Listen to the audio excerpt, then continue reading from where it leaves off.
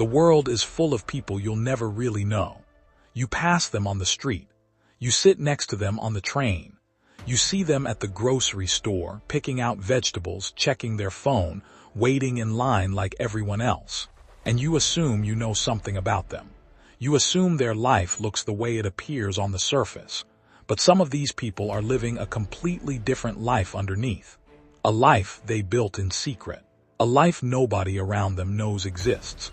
Maybe it's the woman who smiles at her coworkers every single day, laughs at their jokes, joins them for lunch. But 3 years ago, she left an abusive marriage in the middle of the night with 2 suitcases and a child asleep in the back seat. And she has never told a single person at that office what she survived. Maybe it's the man who shows up to family dinners, nods along, answers questions politely. But he has spent the last 2 years quietly building a business, saving money, planning an exit from a family that has controlled every decision he's ever made. And when he finally leaves, it will look sudden. It will look shocking. But it wasn't sudden at all. It was years in the making, hidden in plain sight.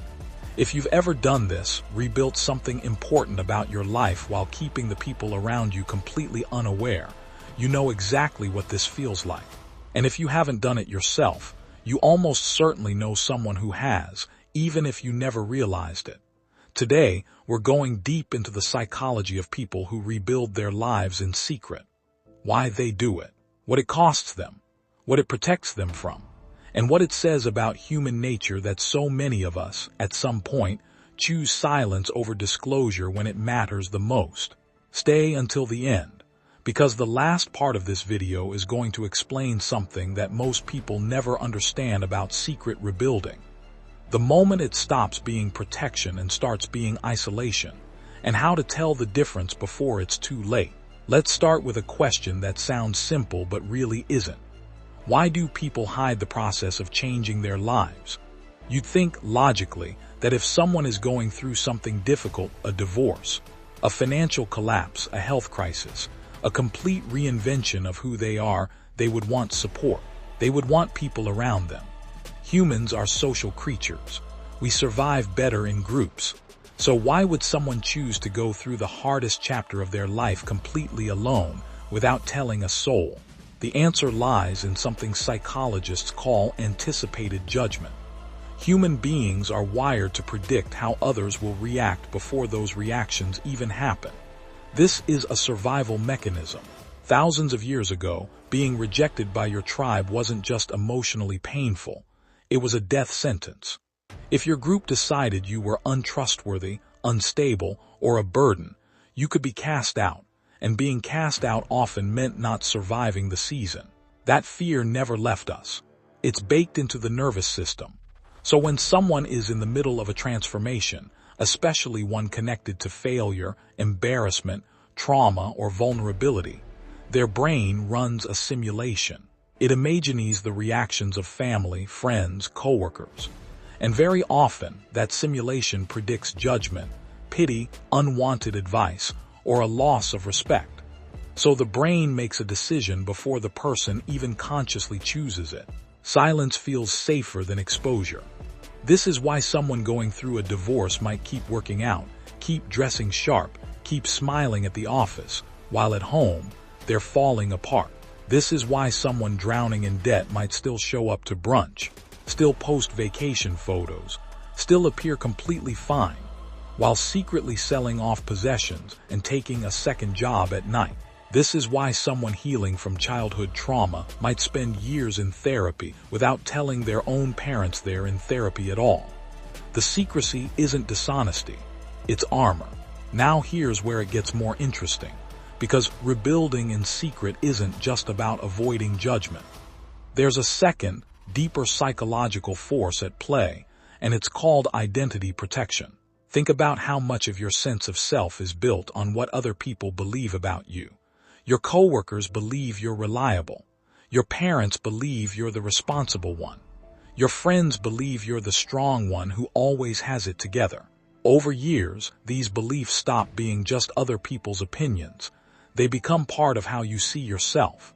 They become identity anchors. Now imagine you're going through something that threatens to shatter one of those anchors. Maybe you're the strong one in your friend group, but you're secretly having panic attacks every night. Maybe you're the responsible one in your family, but you just declared bankruptcy. Maybe you're the person everyone assumes has a perfect marriage, but you've been planning your exit for over a year. If you tell people what's actually happening, you're not just sharing information. You're asking them to update their entire mental model of who you are. And that update process is uncomfortable for them and for you. Because once they see the cracks, you can't control how they'll respond. Will they still respect you? Will they see you differently forever? Will this become the story they tell about you at every future gathering? So many people choose a different path entirely.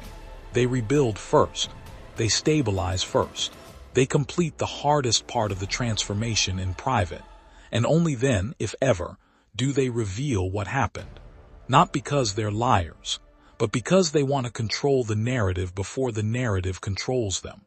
This explains something that confuses a lot of people from the outside. Why someone would go through something as massive as leaving a marriage, escaping debt, healing from an eating disorder, or recovering from addiction, completely alone, and only tell people once it's already done, once they're already stable, once they've already become the version of themselves they were fighting to become.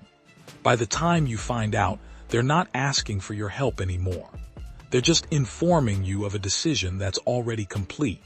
And if you've ever felt hurt by someone doing this to you, a friend who left their spouse and only told you afterward, a sibling who moved cities and started over without warning, a parent who changed their entire life and just showed up one day different, understand this.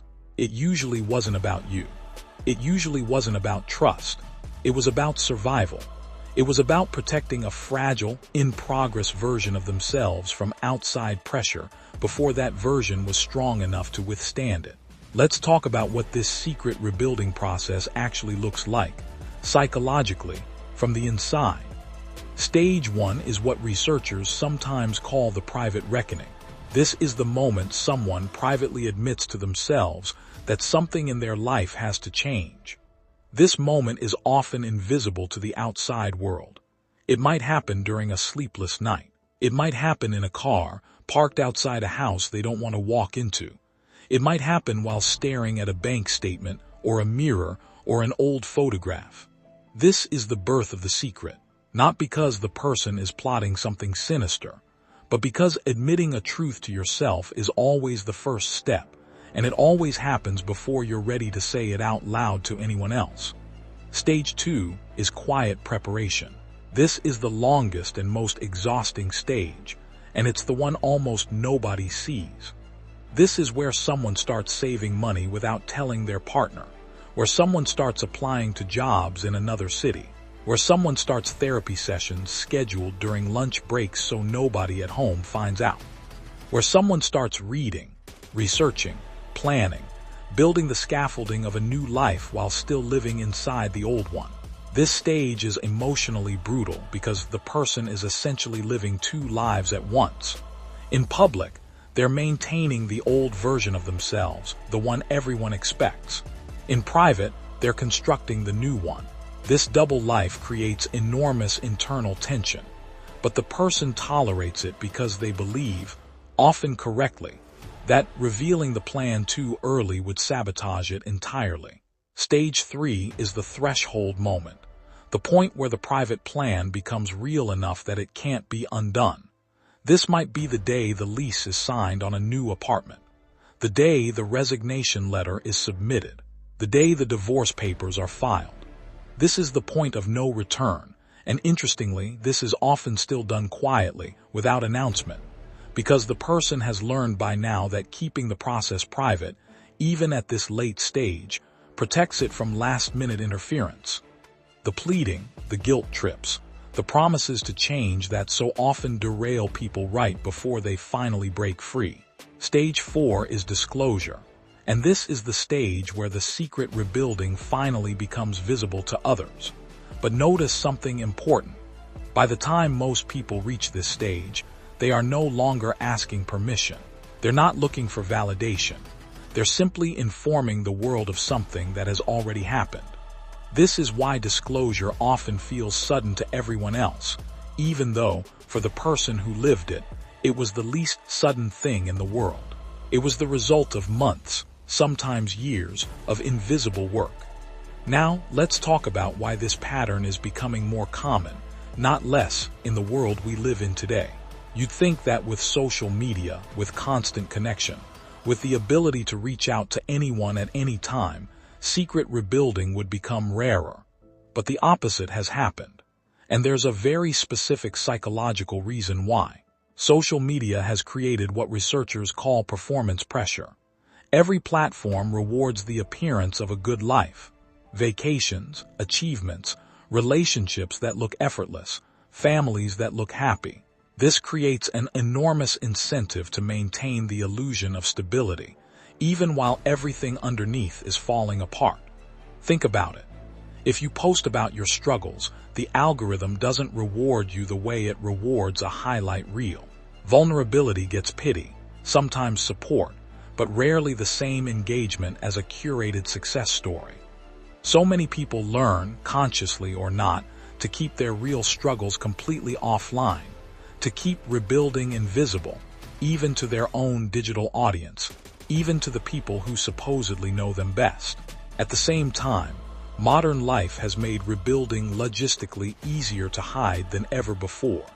You can apply for jobs from your phone without anyone seeing.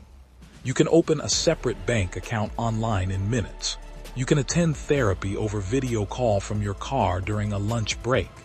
You can research divorce laws, immigration options, addiction recovery programs, all in complete privacy, on a device that fits in your pocket. The tools of transformation have become invisible, and so has the transformation itself.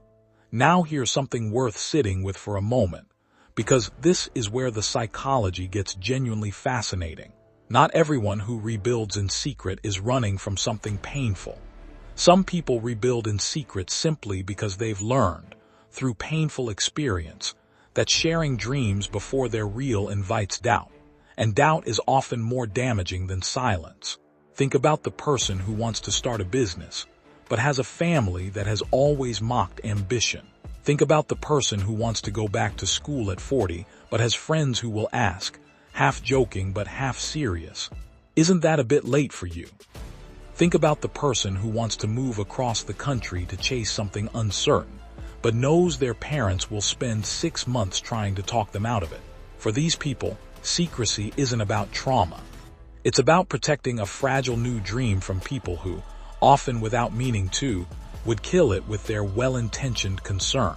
This is a critical distinction, because it shows secret rebuilding isn't always a sign of a broken relationship with the people around you. Sometimes it's simply a sign of a broken relationship with premature exposure. Some ideas need time in the dark before they can survive the light. Not because the people around you are bad people, but because most humans, even loving ones, respond to uncertainty with fear, and fear often shows up disguised as discouragement. So the person protects the dream the same way you'd protect a seedling from frost, not because the frost is evil, but because the seedling isn't strong enough yet to survive it.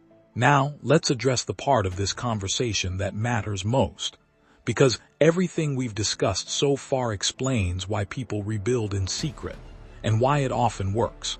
But there is a point where secret rebuilding stops being protective and starts becoming dangerous. And most people never learn to recognize the difference until they're already deep inside it. Here is the line. Secret rebuilding is healthy when it is time-limited, purposeful, and moving toward eventual connection. This means the person has a clear sense that the secrecy is temporary, that once the plan is stable enough, once the escape is complete, once the new job or the new city or the new identity is secured, they intend to reconnect, rebuild trust, and eventually let the people who matter back into their life. Secret rebuilding becomes dangerous when it becomes permanent. When the habit of hiding becomes so comfortable that even after the crisis has passed, the person continues living a double life simply because vulnerability now feels unbearable. This is when secrecy stops being a bridge to a new life and starts becoming a wall that keeps every future relationship at a permanent distance. This is the trap almost nobody talks about, because the very skill that helps someone survive, the ability to hide pain, to appear fine, to rebuild without asking for help, can quietly become the very thing that isolates them for the rest of their life. The habit that once protected a fragile transformation can outlive its usefulness and start protecting nothing but loneliness. If you've ever rebuilt something important in silence, ask yourself honestly, was the silence a stage, or has it become a personality? Was the wall built to protect something temporary, or has it become the permanent shape of how you live? Because here's the truth almost nobody says out loud. The people who heal the most completely are not the ones who hide forever. They're the ones who use secrecy exactly as long as it serves them. And then, when they're finally standing on solid ground, they let someone back in. Not everyone, not all at once, but someone.